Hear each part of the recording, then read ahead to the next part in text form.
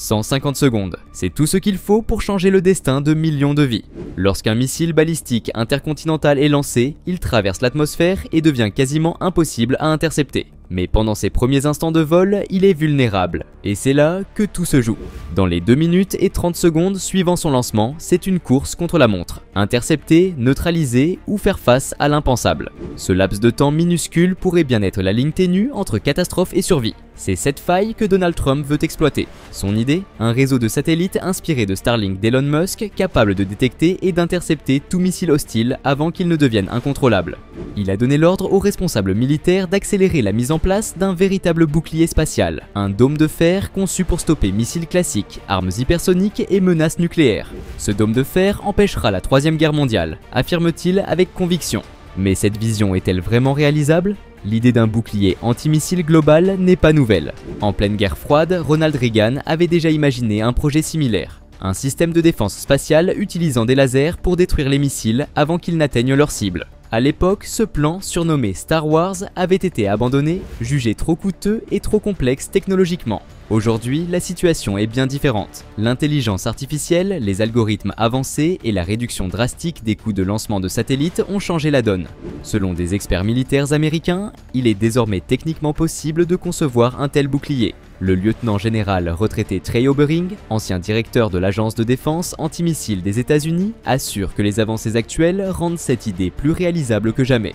Mais malgré tout, les progrès concrets de ce projet restent flous. Mais une chose est certaine, le temps presse. Les responsables militaires américains estiment qu'il reste peu de marge avant que cette vision ne doive devenir une réalité opérationnelle. L'idée de Trump ne sort pas de nulle part. Son enthousiasme pour un dôme de fer américain s'inspire directement du succès d'Israël face aux attaques récentes de l'Iran et des rebelles Houthis au Yémen. Grâce à un réseau sophistiqué d'intercepteurs au sol, Israël a pu neutraliser des milliers de roquettes ainsi que des drones kamikazes et des missiles à courte portée. Les États-Unis veulent aller encore plus loin. Leur projet repose sur une technologie similaire à l'Iron Dome israélien, développé par l'entreprise Rafael et l'américain Raytheon, mais avec une ambition bien plus grande. En place depuis 2011, ce système a prouvé son efficacité et les États-Unis cherchent désormais à en améliorer les performances et à l'adapter à une défense nationale globale. Pourtant, avant même le lancement de ce projet ambitieux, de nombreuses voix s'élèvent pour souligner les limites des défenses actuelles du pays. Aujourd'hui, le système américain repose principalement sur 44 sites en Alaska et au Canada, un système d'alerte avancé en mer et des capteurs infrarouges en orbite. Un dispositif efficace mais jugé insuffisant face à des menaces de plus en plus sophistiquées. Avec ce projet digne de la science-fiction, la défense aérienne américaine pourrait être totalement transformée. Mais à quel prix ? Le projet a déjà englouti plus de 50 milliards de dollars, et il ne s'agit encore que du début. Les experts militaires restent sceptiques. Ces fonds colossaux visent principalement à contrer des pays technologiquement moins avancés comme la Corée du Nord. Mais qu'en est-il des véritables superpuissances comme la Chine ou la Russie ? Trump, lui, ne veut laisser aucune faille. Il pousse pour explorer toutes les options, des capteurs avancés aux intercepteurs basés dans l'espace, pour un bouclier antimissile total. Et il semble prêt à dépenser encore plus, quitte à doubler l'investissement initial. Une chose est sûre, si ce projet voit le jour, il redéfinira complètement la stratégie de défense des États-Unis. Un réseau de satellites en orbite, prêt à intercepter des missiles ennemis dès leur lancement, semble être une solution tout droit sortie d'un film de science-fiction.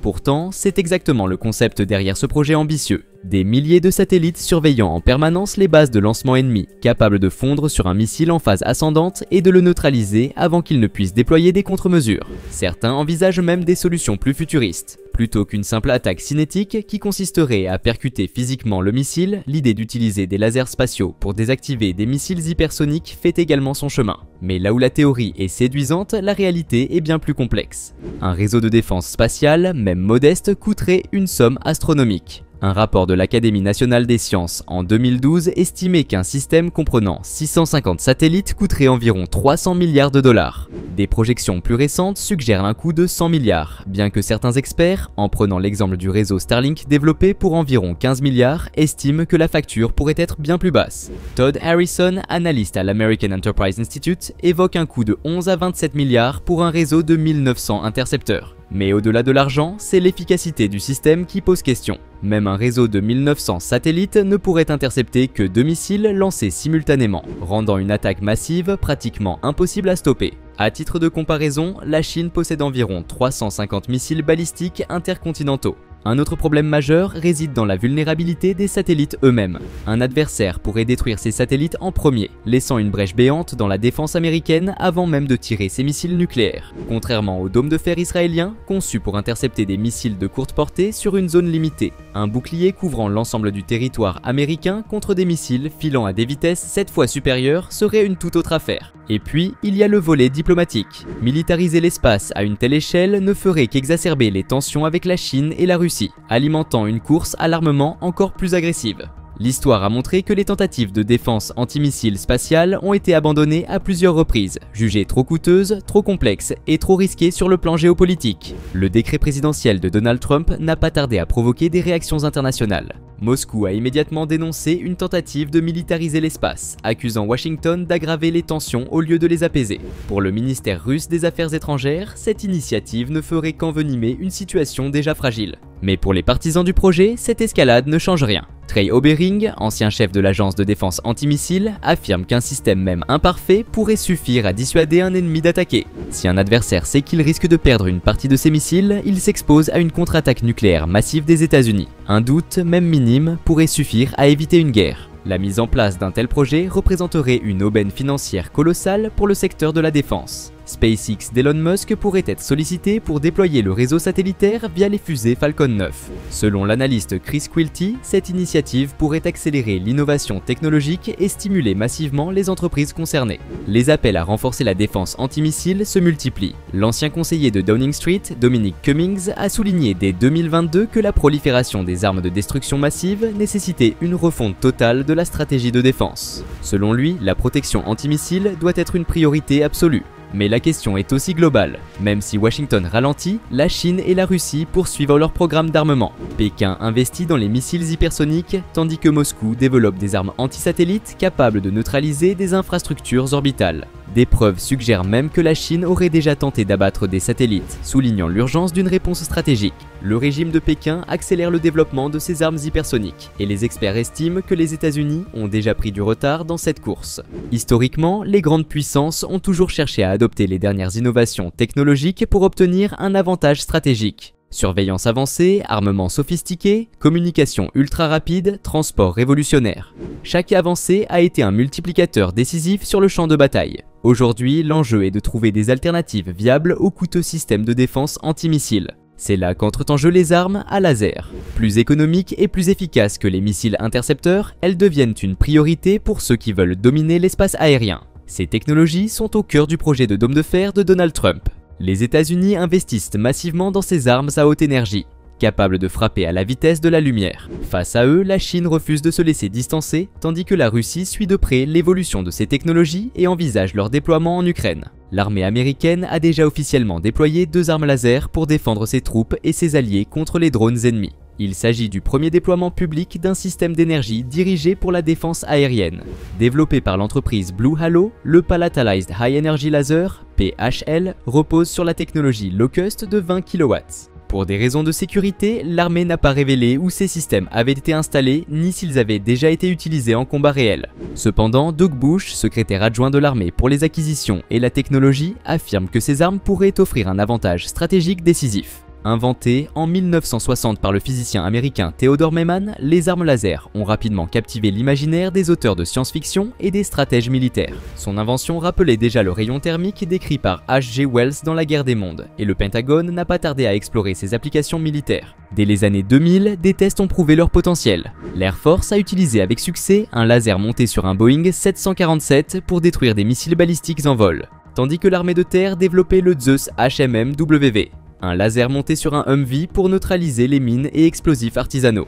En 2014, la marine a testé l'Ansec 3, capable d'abattre drones et embarcations rapides depuis le pont de l'USS Ponce, premier navire militaire équipé d'une arme laser en service actif. Après son retrait en 2017, son successeur, le Technology Maturation Laser Weapon System, a été installé sur l'USS Portland et testé avec succès en 2020 et 2021. Selon un rapport du Congrès américain de 2023, ces armes pourraient être montées sur divers véhicules militaires, notamment pour la défense aérienne de courte portée. Elles se révèlent redoutables contre drones, hélicoptères, roquettes et mortiers. Avec une puissance accrue, elles pourraient à terme intercepter des missiles de croisière et balistiques. Face à ce potentiel, le Pentagone a intensifié ses investissements, injectant environ 1 milliard de dollars par an dans 31 programmes d'armes à énergie dirigée depuis 2020. Plusieurs de ces armes ont déjà été déployées à l'étranger pour des tests, notamment le système monté sur buggy de Raytheon, testé en 2021 pour la défense aérienne. Le système laser de 60 kW développé par Lockheed Martin, avec ses capacités avancées de surveillance et d'éblouissement optique, équipe désormais l'avant du destroyer USS Preble, un navire de classe Harley-Burke.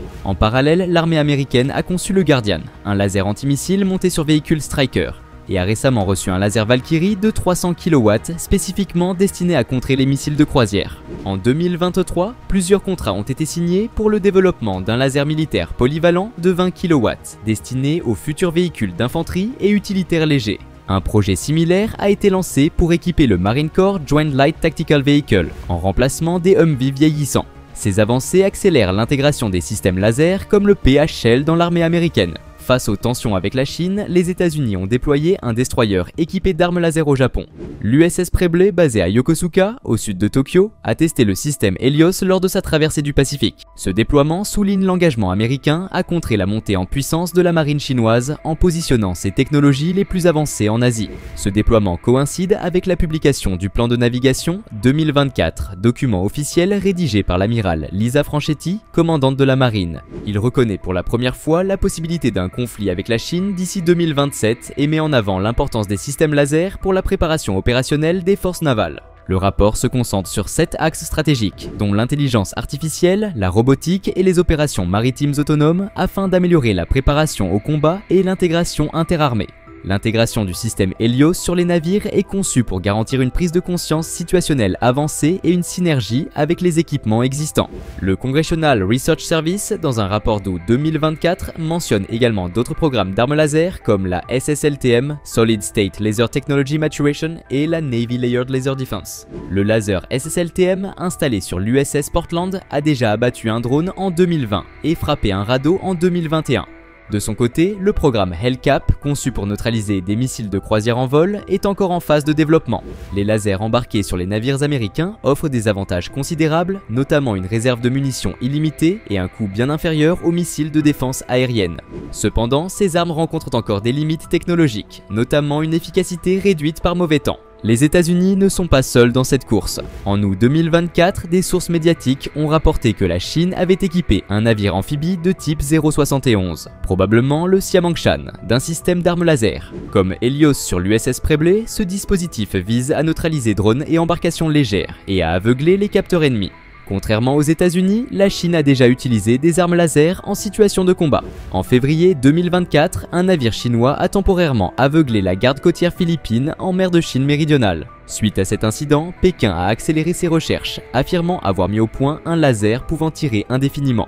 Si cette avancée se confirme, la Chine pourrait rapidement rivaliser avec les États-Unis dans le domaine des armes laser à haute énergie. Ces tensions expliquent pourquoi Donald Trump pousse à un déploiement rapide de nouveaux systèmes de défense aérienne, convaincu que les lasers seront la clé pour neutraliser la Russie et la Chine. Il estime qu'un réseau performant pourrait contraindre Moscou à se retirer d'Ukraine et dissuader Pékin d'intervenir à Taïwan. Le nouveau dispositif de défense aérienne commandé par Trump jouera sans doute un rôle central dans les années à venir. Les États-Unis semblent se préparer activement aux menaces futures. Alors, que pensez-vous de cette course aux armes du futur? Les lasers, les satellites et le dôme de fer de Trump façonneront-ils un monde plus sûr ou alimenteront-ils une nouvelle escalade militaire? Dites-nous votre avis en commentaire et abonnez-vous pour ne rien manquer des prochaines analyses. À bientôt.